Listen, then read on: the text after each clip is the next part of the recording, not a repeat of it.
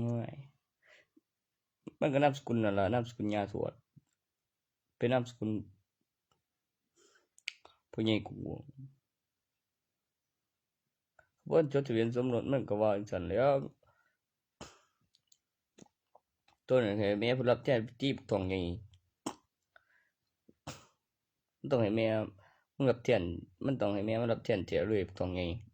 โอ้กูนี่ไปให้แม่มึงรับแทนนั่นล่ะมันจึงสิหายแล้วยังไปหาชุดใหม่ล่ะเว้ยบอกความจริงโอ้ยมันบ่ฮู้เบิดนั่นมันบ่เชื่อดอก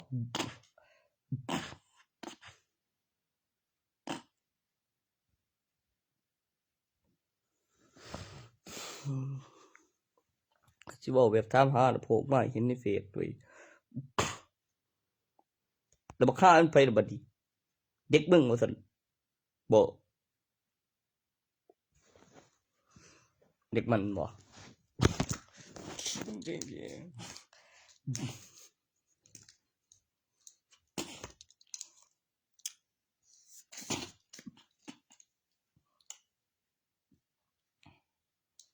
กูจังได้ยินเสียงกับเอฟเฟกต์มึงจำปุ้ยแก้มบ่ได้อีกเหรอแก้มได้บ่อีแก้มเช้าผู้บุญกองบ่โหบ่แม่นดอกหันมึงตัวนี้นะมันบ่แม่นนี่กุยบ่พออยู่บอกเพิ่นเต้นๆกันดันบ่ซั่นขยับมันแล้วคักขนาดแม่ง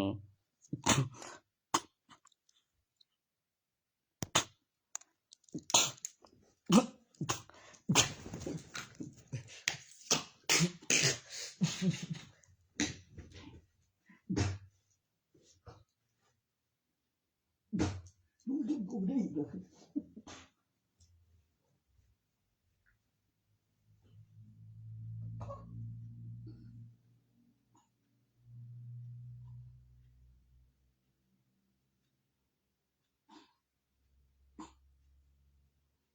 อีท้องใหญ่จะรับเรียนฟรี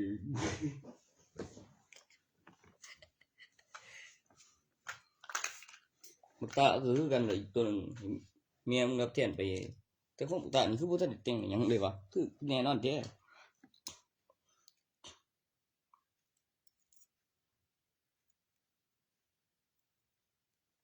ขนาดนี้แม่งนอนกับกูมันห้อยผ้ากูจับไปทานอยู่บ่โดนเขามีหลักฐานแบบสะสมทานบ่ไปก็บ่ใบผ่อนผันหยังจังสิอันนั้นบ่จังสิบ่มีกำหนด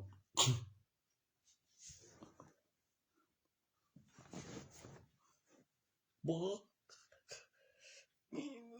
บ่ที่ลุงควรไปกูจับไปทานบ่ได้เอาไปขังคุกก่อนพอดีอยู่อำเภอมันมีหลักฐานมันอยู่บ่ไกลจับไปทหารแท้อยู่บ่เออโอ้โหเด้คนละซุ่มเด้อันนั้นนั่นจังว่าเด้อทุน1,800,000อยู่ดอก100 คนบ่เออ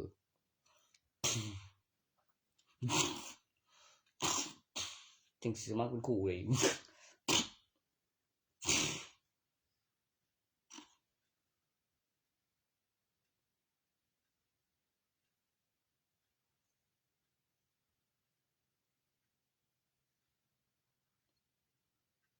ของกูก็บอกอยู่ว่าผู้สาวมาหลอกกูต่อคู่มาเตอทานบ่ได้ดอกบ่ก็ออกซอยก่อนเสียคันไว้ฉันเป็นทุนมึงสิเว้าอิหยังพุ่นนะระวังด้วยสิ500บ่คือเสียหลายจ่ายมาก่อน1,000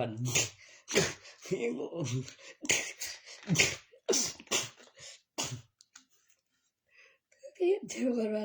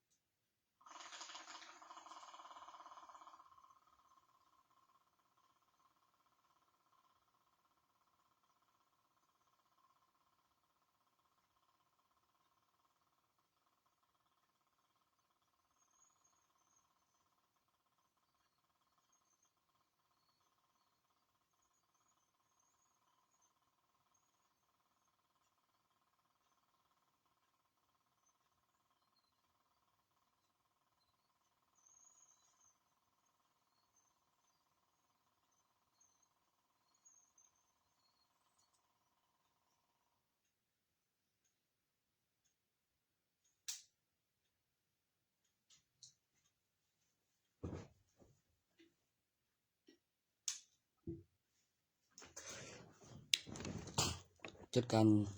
ต้องดวลกันกับท่านสุรัตน์ก่อนกูเปิดอันบันแม่นไปสถานีตำรวจแล้วเรื่องมีว่าของรายสมัยตามระเบียบ4ปีในปี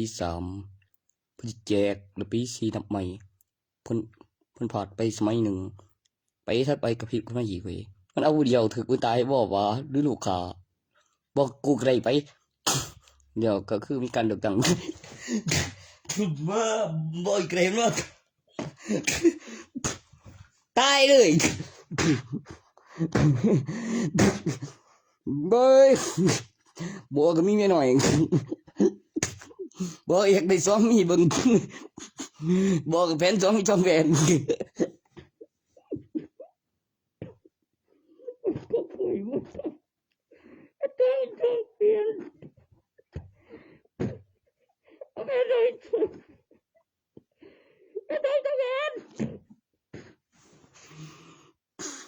เฮ้ยจ้ะเฮ้ยกูคนมาเดียวไปตัวเอง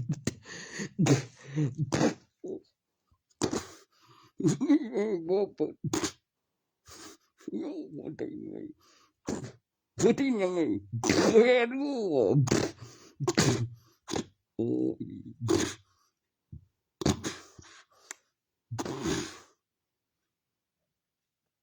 นี่ก็ฟังนี่ล่ะผิดยังไงกูโซยันประกาศนะ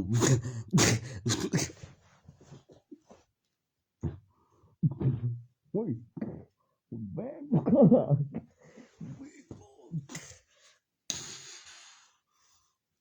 ไม่ว่าไง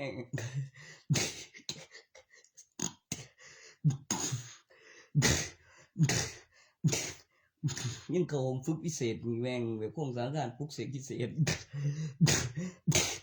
แล้วบันทึกเวลาตัวอักษรภาษาเพื่อนบ้านเป็นภาษากลางนับตัวอักษรตัวสะกดแล้วเพิ่มตัวสระการเอ่ยเสียงประกอบรูปแบบของตัวสระต่างกับตัวอักษรในตำแหน่งที่3เป็นตัวควบเป็นตัวสระ3ตัวเป็นตัว4ใหญ่ได้2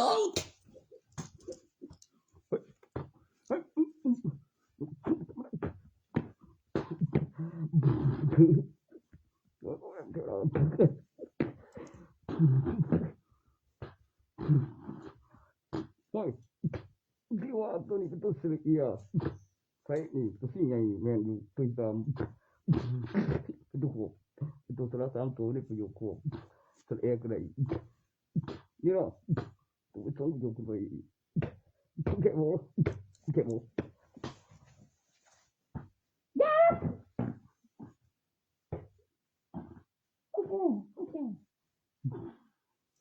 ประโยคขึ้นไปบนได้มันจึงสิได้เรียกว่าลักษณะกับประโยคการเอ่ยเสียงเดี๋ยวอยู่ในตำแหน่งประโยคนั้นมันบ่เห็นแบบบาขึ้นบ้านเนาะมันต่างกับสะกดต่างกับใส่ในอากาศมันจะเป็น2ประโยคไปมันจะใส่ได้หลังจากการสังเกตลงแล้วมันพิมพ์ยังเนาะกูตัวนั้นมันคือวาสนากับแบบใส่สระอะมันคือวาสนาอีสันโอ้ยบ่เลิกบอกยังเป็นเอกสารมาเว้ยถ้ากูมาพิมพ์เองบอกก็บ่ได้งอใส่กูบอกว่าบ่ได้งอใส่กูบ่ได้พี่เลี้ยวละเอียดบ่ต้อง2ประโยคขึ้นไปแล้วอยู่ในต้นโอ้ย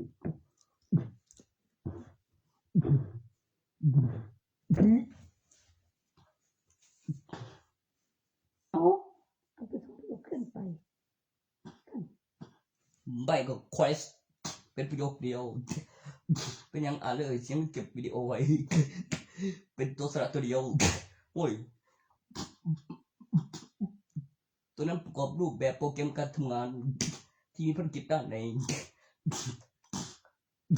เป็นคำอธิบายต่อจากนั้นแบบผู้เฮ็ดได้เฮ็ดแล้วเฮ้ยชีวิตเป็นคนเฮ็ดแล้ว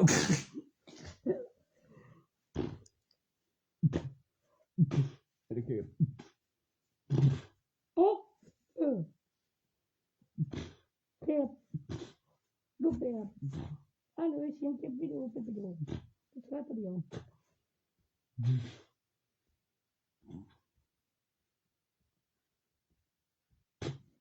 ผู้เข้าใจอยู่จัง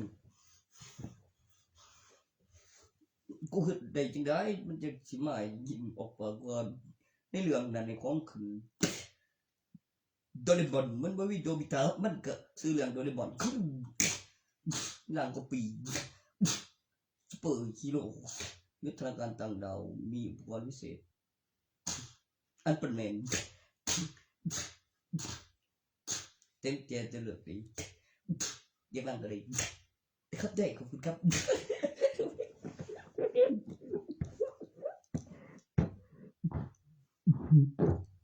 มาบุบอกไปอีกโบเบียพระเอกตายบักถามหลังเฮ้ยโอ้ทำไมดูดิไป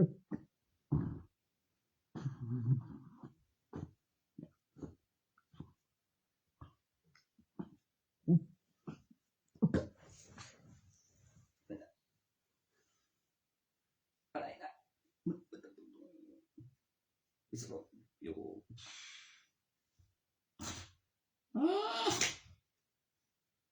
ถ้าไม่บอกบินสลอมบินโยน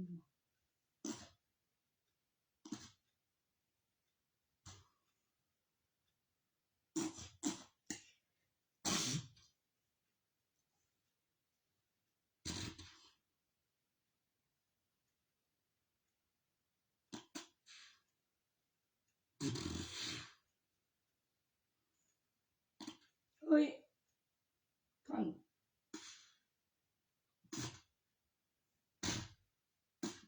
เดี๋ยวมันเป็นมีร่างปีมีร่างแก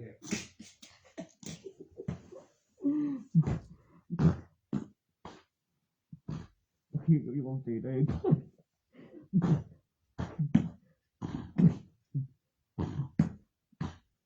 มาเคย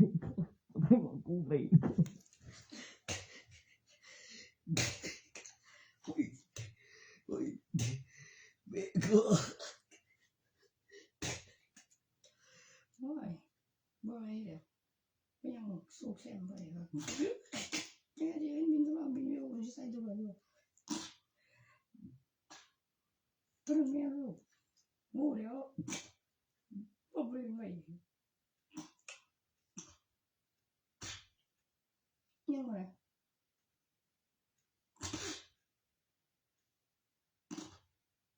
เอ้ย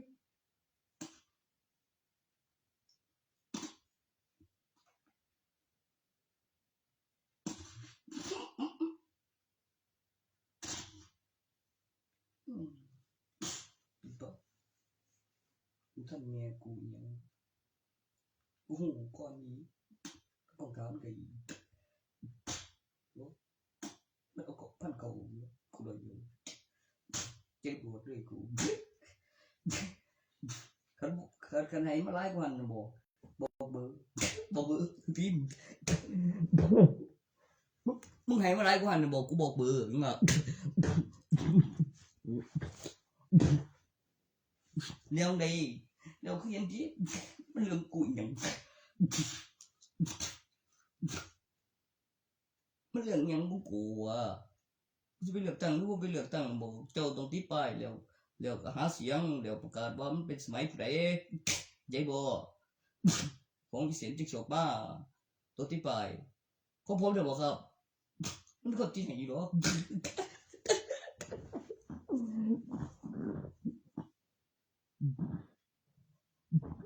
ช่วยหมายความว่าไงวะเพราะว่ามันคนติดให้อยู่มันคือแก่ไง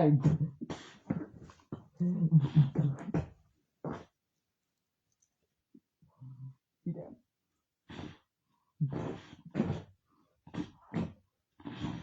ไม่ต้องเห็น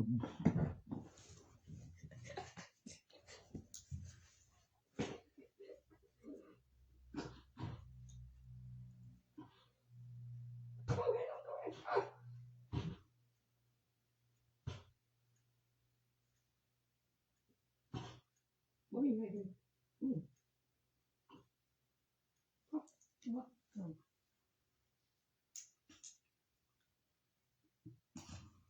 เขาไม่มาเองเลยมีสิร้อยอยู่ในความจริงอยู่แล้วเดี๋ยวมาหันดอกตะแบกมันเฮ็ดได้เหรอกูเฮ็ดได้มันสั่นไปจอดบ้านเลยกู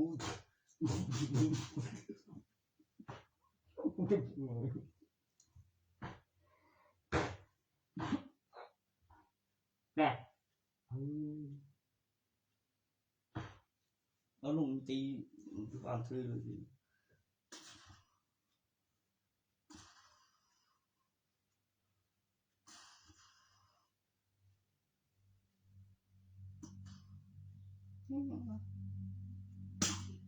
ห่วย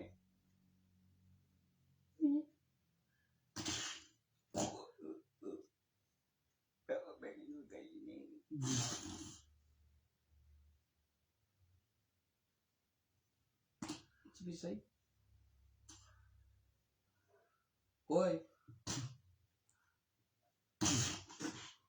เดี๋ยวกูจะดี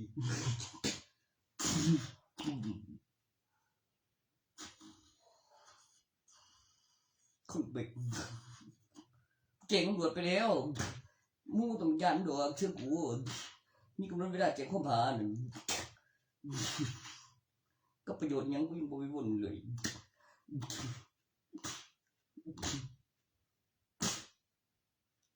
บ่ให้มันก็ไปเป็นไม้อีกมันจะเป็นเล่นอยู่ว่านักการเมืองมันสิอยากมันเป็นอยู่มันการเมืองฮะแค่เบื่อแล้วเจ๊กันมา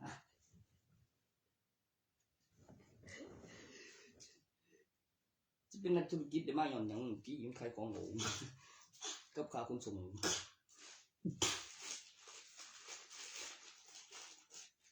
บอกกันบอกเรื่องแยกล่างนะโมก็ที่พอมันแบบโซนมาฟังกันสิ่ง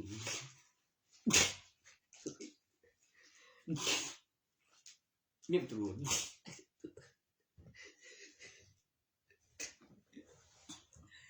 ล่างแยกบอก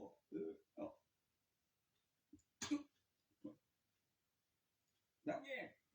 ล่างแยกเนี่ยมีของ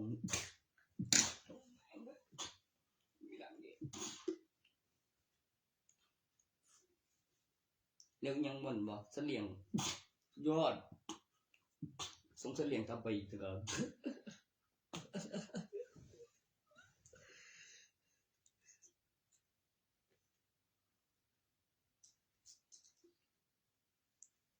บ่แน่ดอกถึกสากันคือบ่ค่อยเข้าใจปานใดอย่ามาเห็นกูเข้าใจกูอาจสิบ่ได้แต่กันมองอยู่บ่แน่ดอกมากูแข่งดอกนิ้ว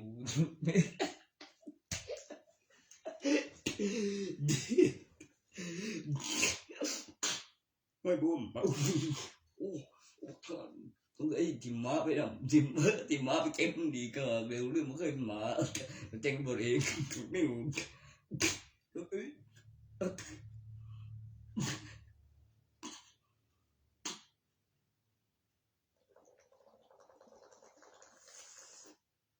กูแซมบ่นกตัวใหญ่บินไกลเข่งกินเองกูกฎหมายอยู่ดอกมีกรงเล็บนำก็บ่อยมันฝึกขึ้นมาแล้วมันก็ออกลูกกันมาไงเลยมึงสิยินอยู่ดอกมันบินไกลแล้วก็บ่ได้ลืมเด้ตั้งสิบ่ตายส่วนเทวดาก็ตีดูเด้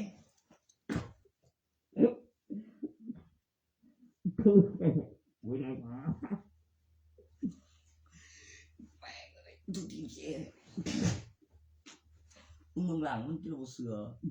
สีขางดอกนี้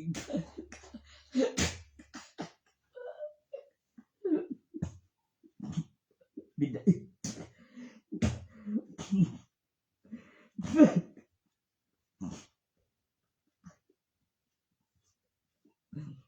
บอลเวงให้มึงไล่ทันโดนละไอ้คนเห็นเอาไปจัดการบริเหตุเสีย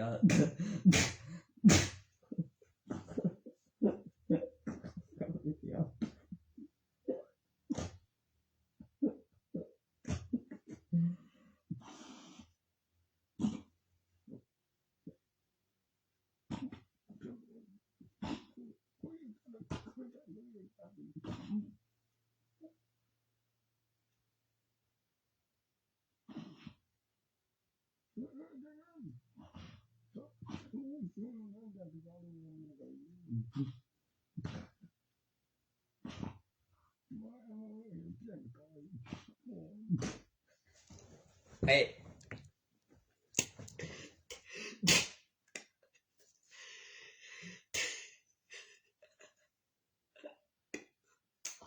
กูเก็บขาก็นั่นซบพิตาเลย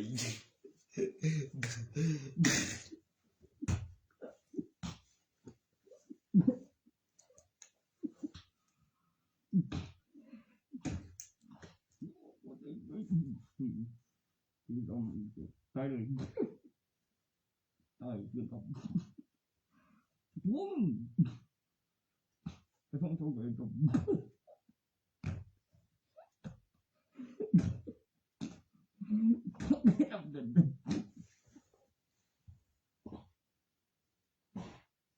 ว่า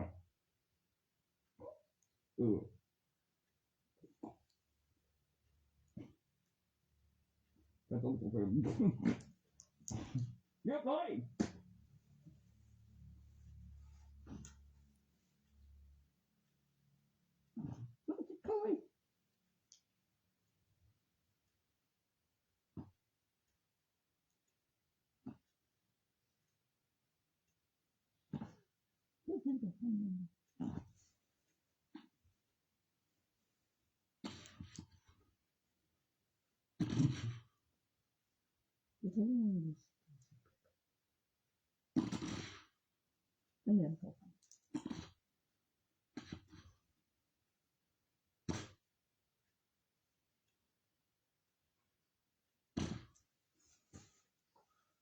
บ่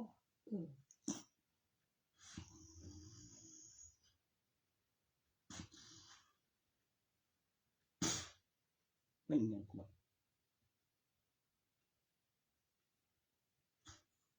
มึงเจอยู่ล่ะประตูบ่เสร็จได้ตัวนึง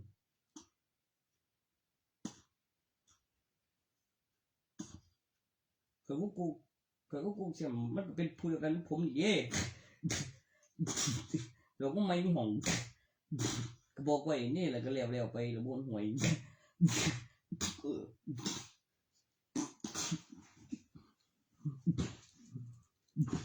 เจ้กูดีจังดิ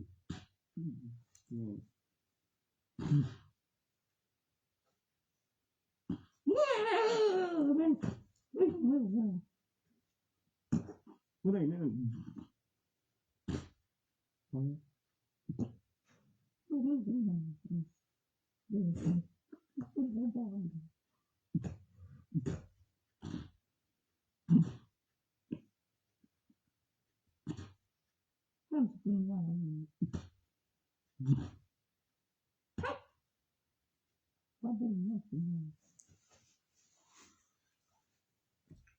น่ะกระโปสิงเฮตระกูลเพื่อนมึงจะอยู่ดีๆอยู่แก่เกินพออีเลยล่ะจะกูสิไปบ่ล่ะเสียงกูสั่งเพื่อไปผู้เอาดิกูเดี๋ยวอุตส่าห์ได้ตักอัดปีโอแม่งบ่แม่อีซาบ่เห็นได้จิล่ะก็เขาเอิ้นกู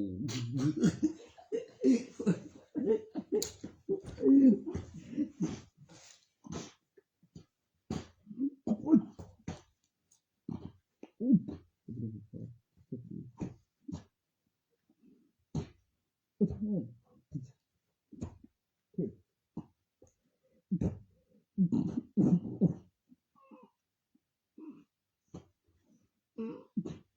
อ้เจ๋งเลยโอ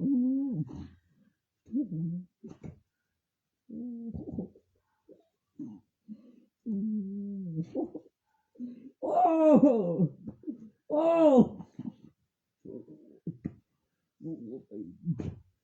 โอ้โอ้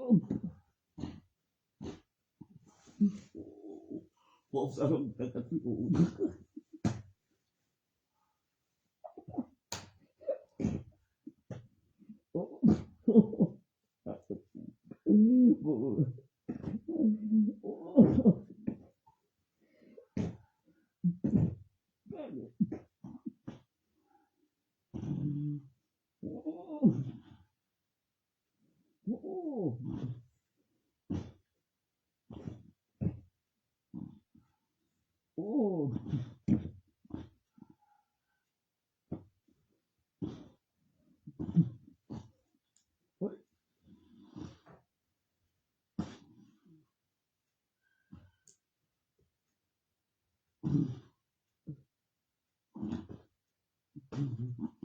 ใช่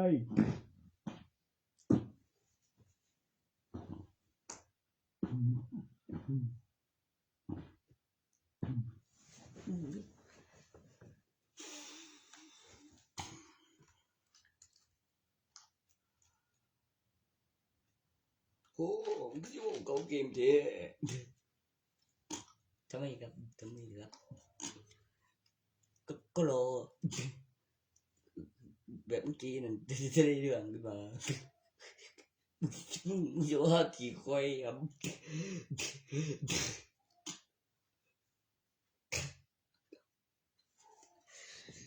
มันส่งสาวมาก่อนเรียวเขาเอาเตกับรุ่นนั่นแหละแต่ยังบ่เรียนอยู่จะไปบ่เทียมก่อนไปบ่สิสวยงามบ่ดีแม่ง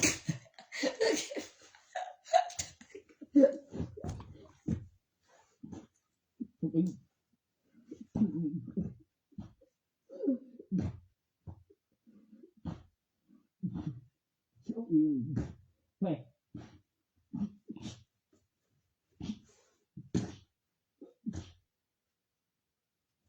ยังล่ะบอกแล้วจะเป็นอีกได้บ่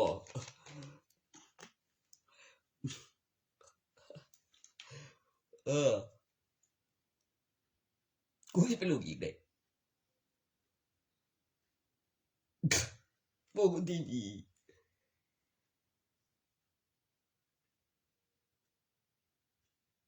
ถามใหญ่กว่าแล้วมีพยานเนี่ยบ่เบาแล้วบ่เลยบ่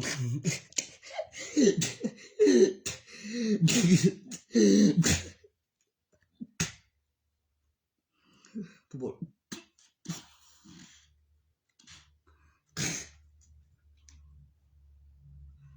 เฮ้ยอันนี้มึงจังสิว่ากูพาแล้วพาเลยบ้า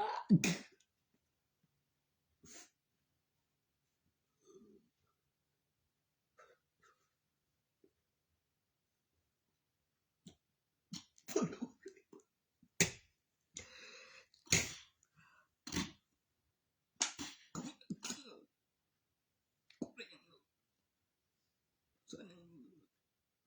พ่อสอนยังเลยพ่อมึงบ่สอนยังเลยก็แล้วที่ล่ะแต่เฮ็ดเวียกมันเก่าเงินให้อยู่แม่นบ่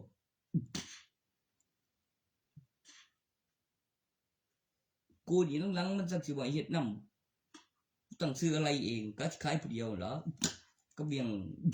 ก็กำหนดแล้วกำหนดแล้วก็ตั้งราคาอุปกรณ์ตัวเปลี่ยนกับค่าบำรุงอุปกรณ์มาเฮ็ดนำเลยพ่อกูเปลี่ยนลูกอะไรก็ตั้งชื่อเองเสียดผู้เดียวเลยกูโอ้อีเออพ่อกูเฮ็ดนำ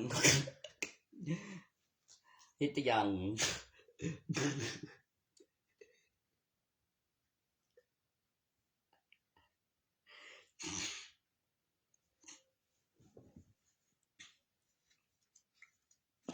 มันน่าจะอีผู้อีไปแม่งอีบ่ข้ามึงเอาโซ่ลุมแล้วว่ะ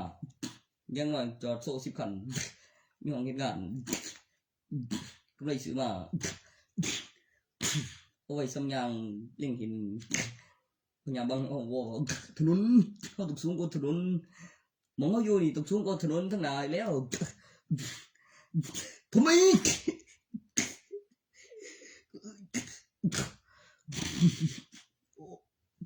คือง่ายอยู่แล้ว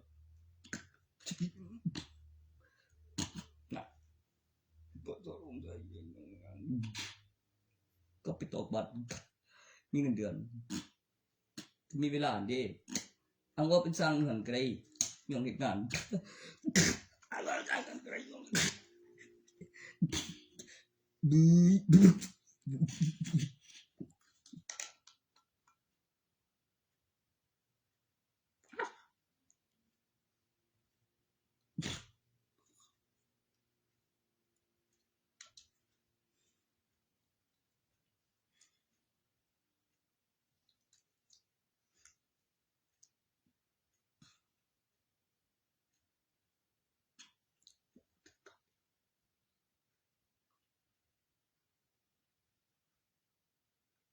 คล้ายวัสดุก่อสร้างบอกว่า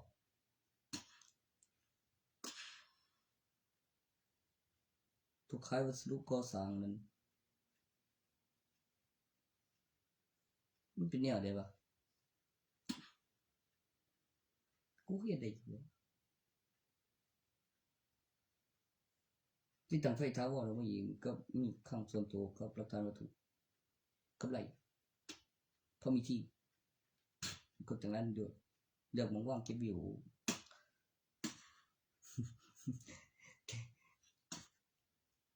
มันไม่อยู่ไม่อยู่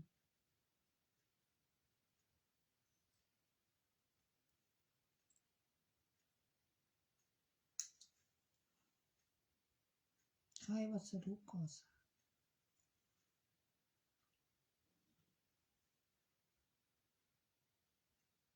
มันต้องเป็นบำรุงเรื่องเนี่ย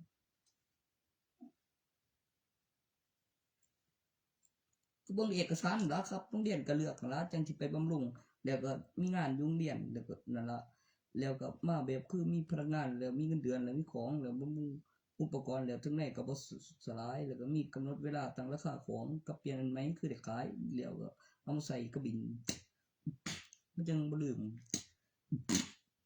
แล้วสั่งของใหม่ฮะ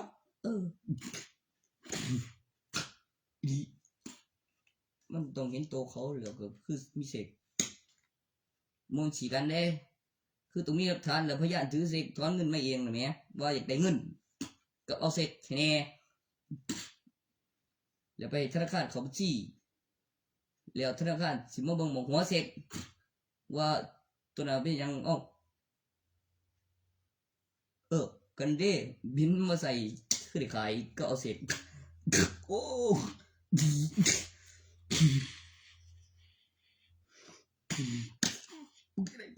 ก็มันอยากได้ถือมาอีกมึง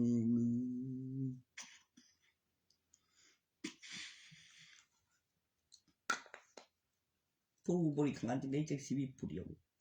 ต้องมีเมียน มันอยู่คนละใบทะเบียนบ้านกันครับโอ้เอ้า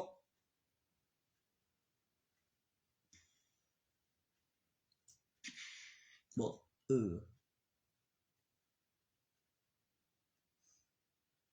เขาใส่สร้างมาใส่เนาะ มันสิบ่แม่นเด้งเด้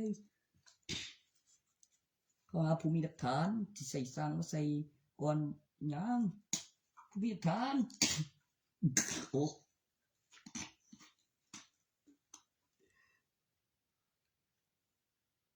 อีหยังเท่าใดใส่ตำรวจนั่น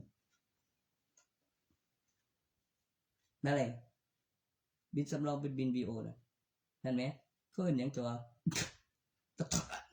หลักฐานมึงโง่ครับอีได้ไม่เป็นจบคือไปนะแต่ไปเจอไปกูได้ความลับยังว่าจังบวชปุ้ย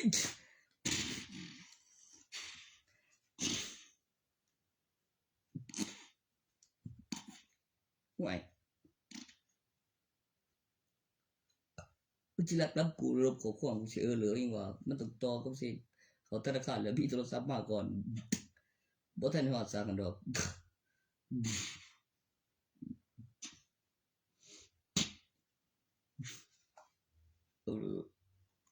ควายเขาไปไหนไปไหนไปอะไรของฉันมีเหลือไม่ดีอี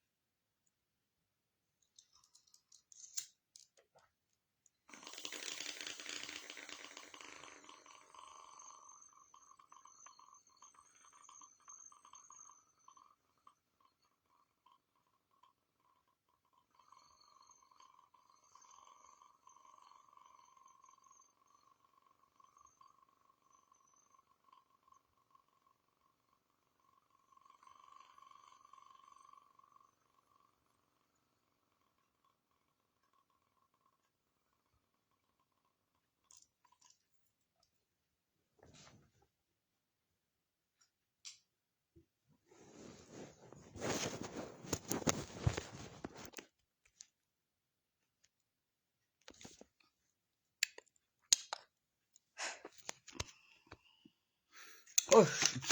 สตีนเอ้ยโปรตีนบ่ก็ไม่ติดอ่ะมันถึงมือมันคัก